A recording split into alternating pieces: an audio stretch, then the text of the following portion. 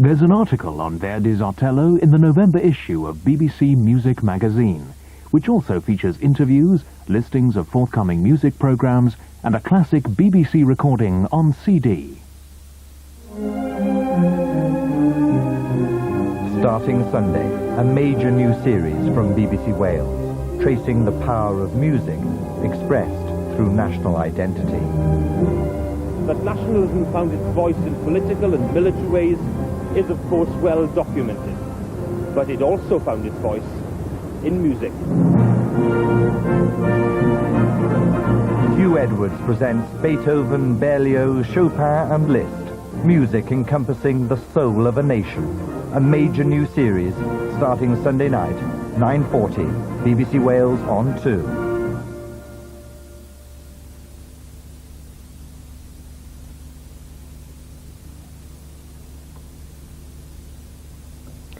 Now on BBC Wales on 2, Newsnight with Sue Cameron.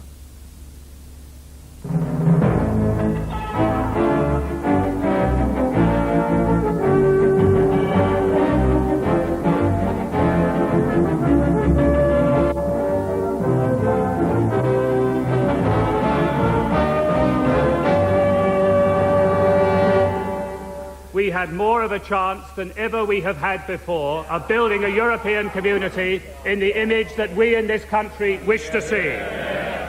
Good evening. And despite a crescendo of criticism over the Prime Minister's handling of the Maastricht Bill, John Major decides to try and face down his Tory rebels and mobilise the largely silent pro-European majority in his party. Well, tonight he's been to the opera, but as he embarks on a course of confrontation, it's still far from certain that he'll win that vital Commons vote. So how high risk is the strategy he's following? We'll be putting that question to two prominent backbenchers on either side of the Euro divide. And yet another inquiry into alleged child sex abuse, this time in the Orkney Islands. Police and social workers involved are criticised for acting too precipitately. Alenka Frankel has been there. Here on Orkney, the families and members of the community once accused of ritual child sex abuse are now demanding a formal apology from the island's authorities. Also, John Simpson, in the second of his special reports, travels into the jungle of Peru and uncovers the army's role in a brutal anti-terrorist war. We've been travelling along the Waiaga Valley, where 3/4 of the world's cocaine originates. It's a violent, dangerous area. It's been fought over by guerrilla groups and an army which is a law unto itself. Now the Peruvian army is using the emergency powers it has here to protect the drugs barons and profit from the international cocaine trade. By this morning, John Major seemed to have brought himself to the brink of yet another humiliating retreat, this time on the policy that matters most to him, Europe. But now all the signals are that he intends to take on his Euro critics and push ahead next week in the Commons with a full paving motion for the Maastricht Bill, though he could yet change his mind and go for something more anodyne. Meanwhile, bad news has been piling up on the economy. The latest CBI quarterly survey of industrial trends showed a further dip in business optimism. With many Tories concerned that Mr Major is steering to disaster, James Cox looks at the government's struggle to stay afloat. There were plots and counterplots all over Westminster tonight as the Europe debate raged across party lines. In one meeting in the House of Lords, Labour, Tory and non-party pressure groups discussed organising a mass campaign against Maastricht. They agreed unanimously to campaign for a referendum. We'll be holding a great rally in Trafalgar Square on the 19th of January, and they've also agreed to hold a counter-summit in December. When they're having the Edinburgh Summit, we'll be holding a counter-summit in Edinburgh and London, just to put across some of the basic issues. But just along the Westminster corridors, another meeting of pro-European Tory loyalists were also making their voices heard. This is merely a group of people who sit with a wide range of views, I mean, all wings of the party, who are a fairly good seniority. They have got together in order to see that the case in favour of the Maastricht Treaty and in favour of Europe is put, because we think that the opposition, the rebels, if you like, they have had too much airtime and too much publicity. At the centre of all this politicking stands the lonely and rather battered figure of the Prime Minister. He's being bombarded with advice from all quarters, and to his critics is still waving in the breeze, unable or unwilling to offer leadership. Many hope that at Prime Minister's questions today, he'd clarify his position on what sort of motion he intended to put before the House next week, and whether he'd regard it as a vote of no confidence if he lost it. Order. Order. Questions to the Prime Minister.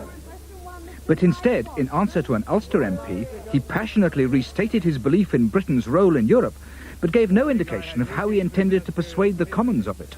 Today, Madam Speaker, with the possibility of enlargement through the changing policies in Europe, we had more of a chance than ever we have had before of building a European community in the image that we in this country wish to see. And it would be folly at this stage to throw that away by isolating ourselves in the community and by ending our influence. But if that struck many as a missed opportunity, so it seemed was the Labour leader's intervention. Instead of trying to pin the PM down, Mr Smith asked about the bad news on the economy. Mr Major said there was lots of good news. The Prime Minister not understand that the complacency of that answer will shock the public. It was left to Paddy Ashdown to launch a full-hearted attack on Mr Major, at which the Prime Minister was clearly stung. I must say to the right honourable gentleman, what undermines the case for Europe is the manoeuvrings of the right honourable gentleman and the manoeuvrings of the right honourable gentleman himself. The problem party managers wrestled with at Downing Street today was what form of words to put to the House to get them out of this mess. Parliamentary clerks warned that a motion commending Maastricht could be out of order because the ratification bill is still going through. The matter will now be decided by the full Cabinet on Thursday. Meanwhile, Mr Major is working his party. He saw the chairman of the 1922 committee, Sir Marcus Fox, today, and they agreed he should address the backbenchers on Thursday. This pleases leading pro-Euro Tories who feel the antis are making all the running.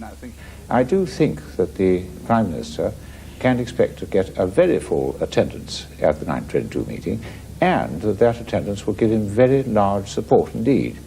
And very unlike the meeting which took place last week, which was rather ill-attended and rather hijacked by the antis. And a heavy charm offensive was going on in the House tonight.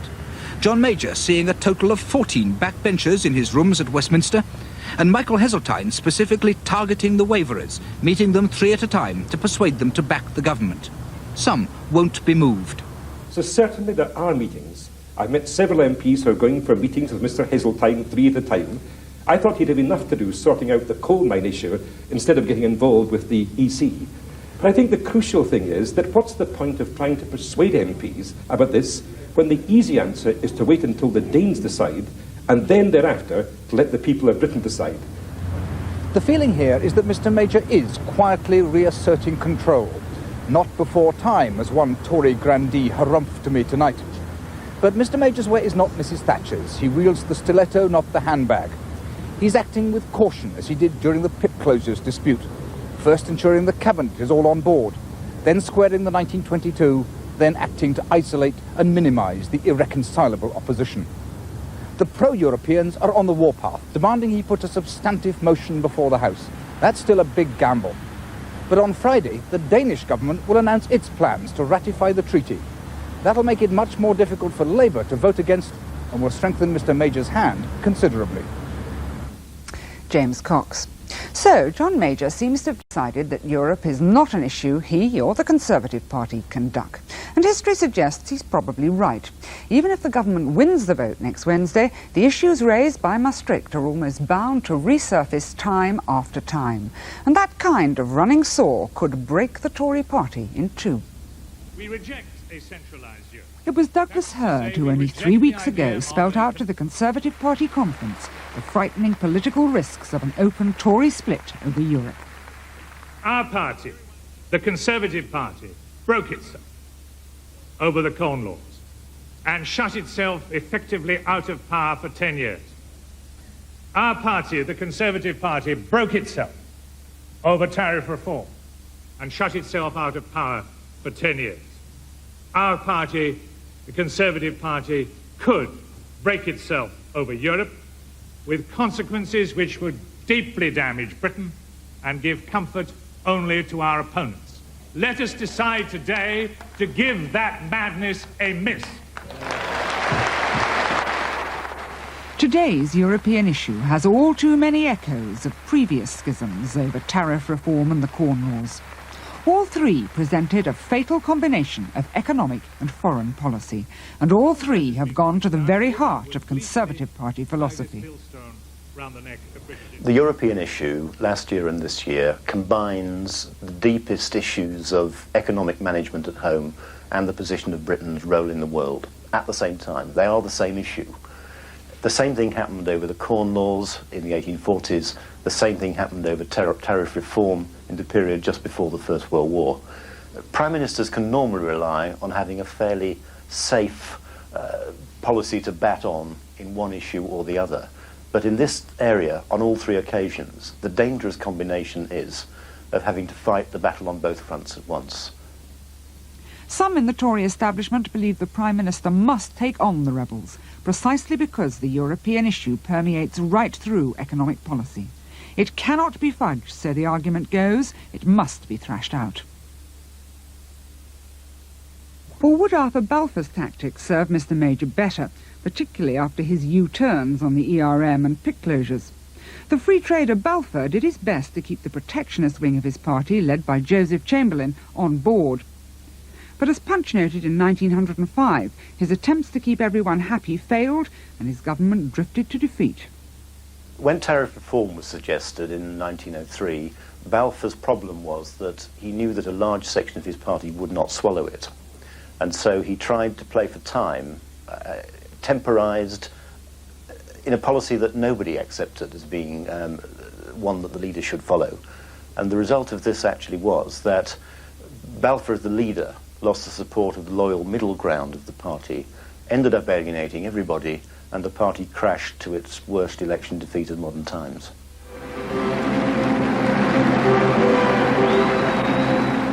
So far, Mr Majors seemed uncertain whether to confront his Euro rebels or to appease them, opting for the latter at the Brighton Party conference. Britain's interests will always come first, for me and for this party. First, last, always.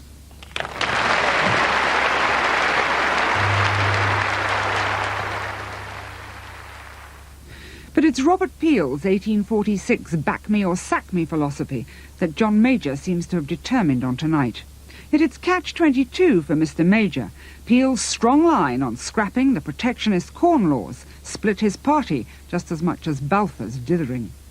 The majority of the party, in fact, split off and went with Disraeli, and that's where the parallel ends, because the present situation, you've got really quite a small section of the Tory party, about 10% of it in Parliament, who are bitterly opposed to membership of Europe, and of course you have no Disraeli to rally them. Today, the pro-Europeans are in the majority in the Cabinet and in the Commons. If John Major fell, the most likely replacements would be the equally pro-European Kenneth Clarke, or Douglas Hurd, or even Michael Heseltine, though he's probably ruled himself out through the pit closure debacle. Which means Mr Major is still the Euro rebels' best bet.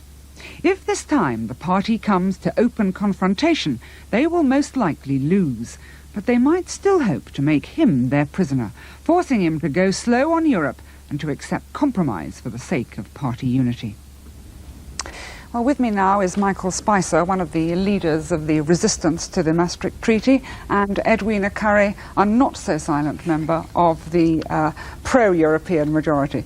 Michael Spicer, the Prime Minister has decided to take on the Euro rebels. Are you prepared to bring him down to vote? Well, the one thing that is clear is that the government's future is not at stake next week. I mean, this is absurd. This what's been going around as rumour. It might be. Would you be prepared to? No, I mean, look, it's totally absurd to even contemplate it. The government has a majority. It was elected recently, and there's no way in which that majority will be at stake. I'm very interested by the fact that Mr Major himself has never himself mentioned that, and one can see why, because it's an absurdity. The government is there, the government will survive any vote of confidence backed fully by all of us, and the government has a programme for the next 4 years. It's absolutely absurd. Well, I think Mr. Major himself has been saying this evening that the idea of talking about a general election is, as I think he's supposed to have said, as ludicrous as Norman Lamont singing in his bath. Well, a lot of people believe that. Then that absolutely confirms what I say. I mean, it is quite absurd. I think we should get away from it. One of the problems about this rumour that's been going around is it's obscured the real issues, which is what we really ought to discuss. But does that mean you're prepared to vote him down or not next week? Well, it depends entirely on what the issue is. If the issue is the substantive motion on Maastricht, certainly. Edwina Curry, what if they do vote the motion down next Wednesday? Let's be totally realistic. I mean, we had a three-line whip on tonight before all these chaps went off to the opera. We had a majority of over 90, and we seem to have done quite well. Even last week in the coal debate, we had a majority of 13 when people were pushing very, very hard on an issue they cared very much about. The reality is that we do have our majority, that the whips are a very competent bunch of people. There is some technical difficulty about exactly what the motion is going to be. We have had a general election this year. We won it. We won it. We made history this year with the 4th election win in the row, the first time that's been done since the days of universal suffrage. And I think what the electorate have said to us is, would you please get on with it? All these things were in your manifesto. You presented them to us. We've supported you. We've voted you in. Now, please don't mess about. Kindly get on with it. Would you accept that? Aren't you really backtracking? No, I would accept very much what Edwina says. And I would particularly make the point that there is a very close relationship between these discussions we're having about Europe and the future of the economy. Because one of the things, of course, that we would have to do if we went into the Maastricht-type Europe is to link our economy forever with the German economy, for instance. Well, yes, and the whole problem of the last 4 or 5 years has been precisely this. We would have, in effect, through Maastricht, an ERM in forever, for eternity. And that's precisely the problem. As Edwina Curry said, you would not win in the Commons. It doesn't even look as though you're very likely to win next week, and you're having to backtrack. Well, I'm not backtracking at all. I mean, I think you're presupposing a lot of jumps there. I mean, one of the things that's not clear yet is exactly what sort of a motion the government's going to bring. But if the government were to bring a vote on the issue of Maastricht itself, I think it's by no means clear that that motion would be carried. If it weren't, Edwina, wouldn't that be incredibly damaging for the government and for the Prime Minister? Well, Michael and I can sit here for days answering hypothetical questions, and on the whole, politicians don't do that. But he's quite right that there is a strong link between the troubles that the economy is facing and the issue of Britain's position in Europe, because most of our trade now is with Europe. Many of the arguments and debates that are going on actually are about 15 or 20 years too late, because the decisions that have led us into Europe are long since taken. And if we don't play our part in Europe, if our business people turn their backs on customers throughout the richest part of the world, then we can't expect to see economic recovery. And the point that was made earlier on, that in some way or other the people like myself are anti-European or don't want to trade, is absolutely wrong. We want more trade with Europe and more free flow of investment and so on. Given the events of the week, can I ask you both what you think of this? In tomorrow's Times, Paul Johnson has written a piece saying that the Prime Minister should go, and he says the longer that's Mr. Major, the longer he stays, the more the Tory crisis will deepen, and the more likely it will be that in desperation they, that's the Tories, will have to turn to Margaret Thatcher as they turned to Churchill in 1940. Will you laugh? I laugh. Are you happy about the events of this week, Edwina Curry? Paul Johnson is a real fair-weather friend. I can remember him having a go at Margaret when she was having problems. There is absolutely no chance of Margaret Thatcher coming back as Prime Minister. Everybody should get that completely out of their mind. How much chance is there of John Major having to go? Well, John is a very strong Prime Minister. He's facing considerable argument and difficulties at the moment in the country because the Maastricht Treaty and our position in Europe is very, very important stuff. It's not trivial stuff. Michael and I absolutely agree. We might disagree on the pace and the details, but the fact is that our position in the world, this country's position in the world, in the next century, beginning of the next century, is now being voted on, being debated on. And it's important, and in my view, it's essential that we take it forward. I completely agree with this. No, can I just say this? What would your reaction be to what Paul Johnson said? There have been difficulties this week, I would agree entirely with what Edwina has just said, that the issue of the future position of Britain in Europe is of paramount importance and needs to be debated. And the Conservative Party, and that's totally separate from the question. Totally separate from the question of the Prime Minister. Of course, we all absolutely back the Prime Minister. So you will vote for him next Wednesday? No, that's a separate issue. I've just made the point that there are two points here. You've just read out some journalist who's been writing about the Prime Minister. That isn't an issue. Totally not an issue. It might be if you vote against them on Wednesday. Well, it isn't an issue. It would be completely unnecessary for it to be an issue. As Edwina says, there is a very important debate to be had about Britain's place, relationship with Europe, our independence, the sovereignty of our Parliament and so on. All these things are to be debated, and there may well be a vote on it, but that's absolutely a different matter from the future of the government, which is assured, and the future of the Prime Minister, which is completely unnecessary for it to be debated at all. Well, we will await events next Wednesday. Thank you both very much indeed. The long-awaited report into alleged ritual child sex abuse on the Orkney island of South Ronaldsay criticises virtually everyone involved in the affair. The report by the Scottish judge, Lord Clyde, says social workers acted too quickly and didn't take enough time to seek objective advice. And among his 194 recommendations were calls for changing the law and changing procedures of investigating child sex abuse. The Scottish Secretary, Ian Lang, responded by promising a white paper on childcare early next year.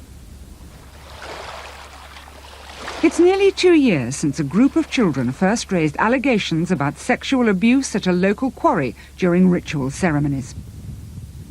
In a series of dawn raids, 9 children aged between 8 and 15 were taken from their homes and put into care on the mainland. 5 weeks later, with feelings running high on the island, the sheriff threw out the case and said that investigations had been fatally flawed.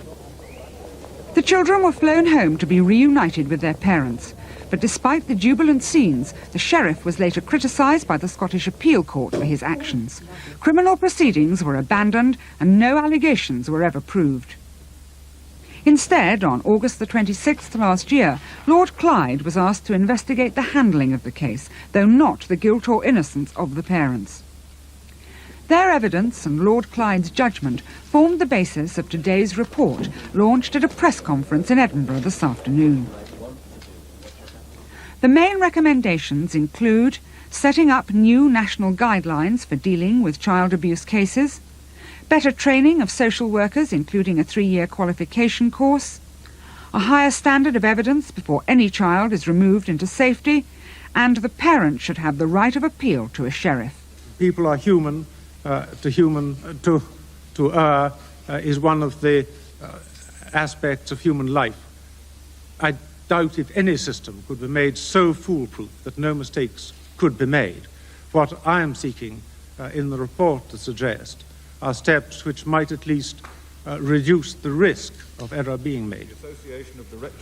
In his common statement this afternoon, the Scottish Secretary, Ian Lang, said the report was justifiably critical of the Orkney social workers, the Northern Police Constabulary and the RSSPCC for their handling of the affair.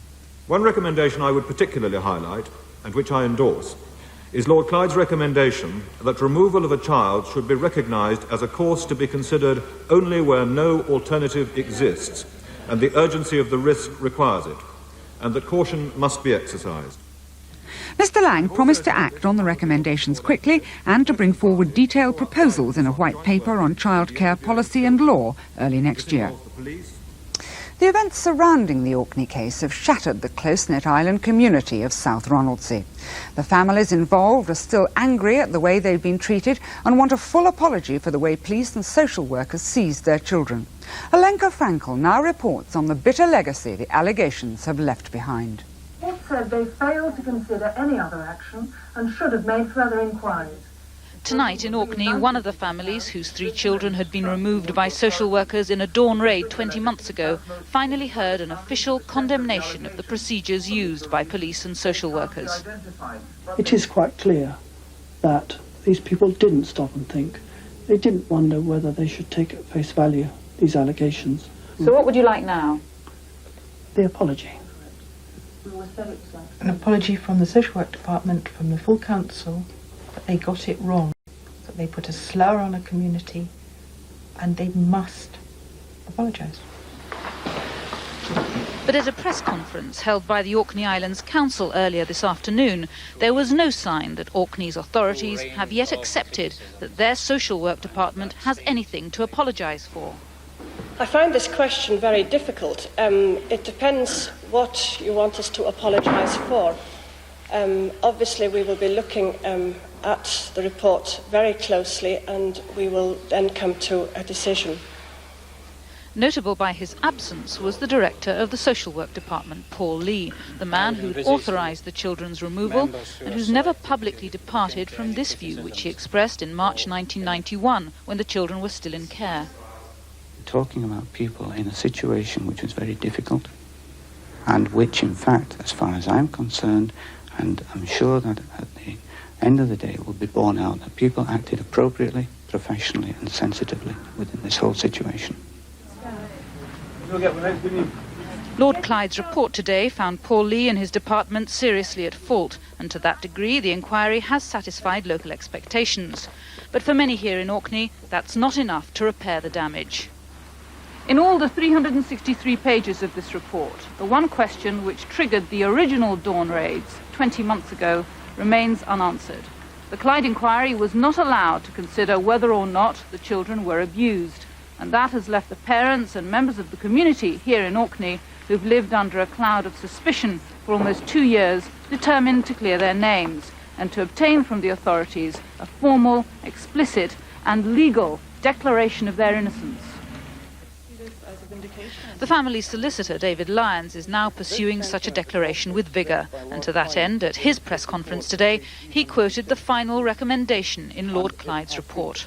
Quote from the report, he says, Orkney Islands Council should take active steps towards improving the relationship between themselves and, in particular, their social work department and the local community.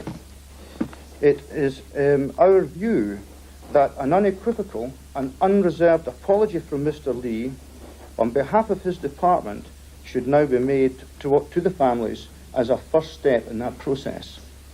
Thank you. We're not allowed into the council. You're not allowed into the council? Not allowed into the council. But the omens have not been good. As the aggrieved parents and their lawyers rushed to the town hall to hear what the council had to say, they were barred from entering. It does not seem to be a tremendously effective step towards reconciliation. Thank you. As the people of Orkney now try to recover from the traumas of the last 2 years, there's much praise for Lord Clyde's thorough and extensive recommendations. But as many people here have pointed out to me, the recommendations of the Butler Schloss report after the Cleveland inquiry in July 1988 were thorough and far-reaching too. Yet Orkney's senior social workers hadn't even read them. Paul Lee, who was the director of social work, conceded, I think, in the first week of his evidence that he had not, in fact, read the Cleveland report. Now, one would sincerely hope that in future the recommendations contained in this report would be at the very forefront of the minds of those responsible for carrying out responsibilities of this type. The families and their lawyers are now preparing a civil action in the hope of proving their innocence through the courts. There was a phrase much used by one of the social workers, which ran along the lines, the abuser must admit his abuse before the abused can come to terms with it. This community has been abused. The abuser, i.e. the authorities, have to come to terms with the fact that they abused us so that we can all start again. And for this Orkney family, the courts now appear the only way to force the authorities who abused them to admit they were at fault. Alenka Frankel. Well, I'm joined now by David Jones, the General Secretary of the British Association of Social Workers. David Jones, should the people of South Ronaldsay have an apology from the social workers? Well, obviously the social work department has to read this very lengthy report and consider carefully what it does. But social work is about openness and honesty, and I think when people have had time to look and consider the report, it's important that those in Orkney do build those relationships and recognise where things have gone wrong. There are clearly a number of significant criticisms in this report. Sorry to stop you. Are you saying yes, they should apologise? No, I'm saying that they should look carefully at it and that they should be honest in their dealings with their community. Social work can only be based on that honesty. Well, I mean, one of the things that seems to have gone wrong is that though there have been other cases where guidelines have been produced as a result, the social workers involved in this case haven't taken any notice of them. It's almost as though more and more guidelines were being produced and they weren't achieving anything. I think there is a problem of social workers being inundated with guidelines, and it's the quality of the individual practice which at the end is very important. But it is not true that there have been guidelines about the specific situation in Orkney. This is a very new problem that social workers are dealing with, the allegations of conspiracies to abuse children. None of us will sadly ever know exactly what happened in Orkney, and that is a pain which the parents clearly bear and we share. And that is obviously a real problem. But we have got to work with the parents and certainly be open with them. But we've seen in just this last week the reality of organised abuse of children. Just last week somebody was sent to prison for serious abuse which led to murder. It's perhaps different from the situation in Orkney, but social workers have to deal with this reality and listen to children and, of course, listen carefully to parents and treat them with respect. Now, Lord Clyde said, I think, in his report, there was no question of anybody acting in bad faith. But given that, is there not a case for, when things go as wrong as they did here, for social workers being sacked? Perhaps for having a register and striking them off when things go badly wrong? Yes, one of the very welcome recommendations in this report, most of which we welcome and most of which are endorsing comments that we've been making and recommendations for many years. So the report in that sense is very positive, very helpful. One of its recommendations is that social work should be properly regulated, and we're taking steps to make sure that that does happen. The government has put up £30,000. A report is going to ministers about setting up just that sort of a body, and we hope that the community will see this as helpful. We think that to make sure there is confidence in social work, there needs to be a regulatory body so that the public can complain and that social workers themselves can have clear guidance about proper standards of practice. And if necessary, when things go badly wrong, so that they can be struck off. Indeed, that is what a council is about, and I think social workers across the country, the vast majority of whom are doing splendid work, regularly commended by the courts, protecting thousands and thousands of children, helping parents to care for their own children. That is the positive work that happens, and it's very important that the public also has confidence that in those very rare occasions where things go seriously wrong, that there is a procedure. But I don't think it's yet the case that things have gone so seriously wrong in Orkney that they would necessarily move to that step. We've got to look and watch this report, read it very carefully before we jump to that conclusion. David Jones, thank you very much indeed. Thank you. In a moment, the role of the Peruvian army in the country's lucrative drugs trade. But first, a look at today's other news stories. The President of the Board of Trade, Michael Heseltine, has been defending the government's pit closure programme at a meeting of the Trade and Industry Select Committee. He faced criticism from several members of the committee, but said the decision had been taken because of the falling market for coal. President Yeltsin, facing mounting criticism over his reform programme, has banned a new opposition group. He said the movement, the National Salvation Front, posed a terrible danger to Russia. The front combines former communists with extreme Russian nationalists. A senior leader of the African National Congress has been assassinated in Natal province in South Africa. Reggie Hadibi was shot dead in a car outside Pietermaritzburg. On the markets, the political uncertainties over Maastricht and rumours of another interest rate cut helped trigger a further fall in the value of sterling. The pound ended 2 pfennigs down, closing at 2 marks 41.8. Sterling was down just over a cent at just over $1.57. The 100 share index rose 8 points to 2669.8. On Wall Street, the Dow Jones was down 8 at 32.35. Just as the Far East is the centre of the heroin trade, Latin America is the centre of the cocaine trade. Around 3/4 of the world's cocaine originates in Peru, most of it from the remote Huallaga Valley. The Peruvian government claim the Shining Path guerrilla movement controls the region, terrorising its farmers, making vast profits from the drugs trade. But when Newsnight went there, we found many of the valley's inhabitants are more frightened of the Peruvian army. In the second of his films from Peru, John Simpson reports from the cocoa-growing areas of the Huallaga Valley.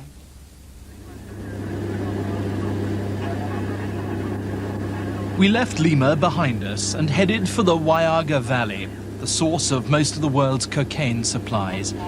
It's a violent, dangerous area, fought over by guerrilla groups, drugs barons, and an army which is a law unto itself. We landed at Tarapoto, in the north of the valley.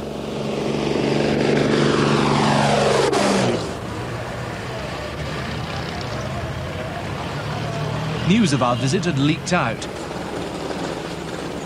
We didn't know it, but the local radio station had asked people whose relatives had disappeared or been murdered to come and talk to us. We found them gathered in a church hall. They were very nervous, but they'd been waiting 4 hours for us. They were desperate to tell the outside world what was going on here. An elderly woman began the story of how the army had taken her son away. At that moment, a figure appeared outside. Someone was spying on us. That made everyone even more frightened, so we went out to confront the men outside. Hola, buenos días. Hello. Buenos días. Who are you? Are you journalists? They plainly weren't used to being challenged. They hadn't even got a cover story worked out. Which newspaper? Which? This is from... We later discovered they were from an army intelligence group called G2. Okay, that's fine. We'll come out and we'll find you out here. Okay, it's nice to see you. All right. Back inside the hall, the detailed accounts of disappearances and murders resumed. We'd expected that here, as elsewhere, there'd be complaints against the Shining Path guerrillas as well as the army. But in fact, the people here were only concerned about what the army had done. This woman told us how her son had been arrested while he was at work. Some soldiers had bundled him into a vehicle. She'd never heard anything more of him. This man's son-in-law was picked up at 3:15 in the morning. The men who did it tortured him in front of his young sister and accused him of being a terrorist. After that, he had never been seen again. Señor periodista, muy buenas tardes. Another man, Victor Ushinyawa, told us his son, daughter-in-law and baby granddaughter had all disappeared. Later, we went to his house. The documents Victor showed me indicated that his son had a police record and may have been connected with drugs, though not with terrorism. Victor had been a bank clerk all his life. Now he was concentrating on collecting and organizing his son's papers, as though that could somehow restore order in the wreckage of his family. Si es que lo han muerto, si vive o está en otra parte, pero ya pudiera saber. Esta inconsciencia, señor, lo que hace en el ejército ya es demasiadamente fuera de lo establecido en nuestra constitución política. A few days after this interview, someone from the army base took pity on Victor and told him what everyone else had realized long before, that his son and daughter-in-law were dead. His 1-year-old grandchild, Elizabeth, was being breastfed when the arrests happened, so the soldiers took her too. She was murdered with her parents.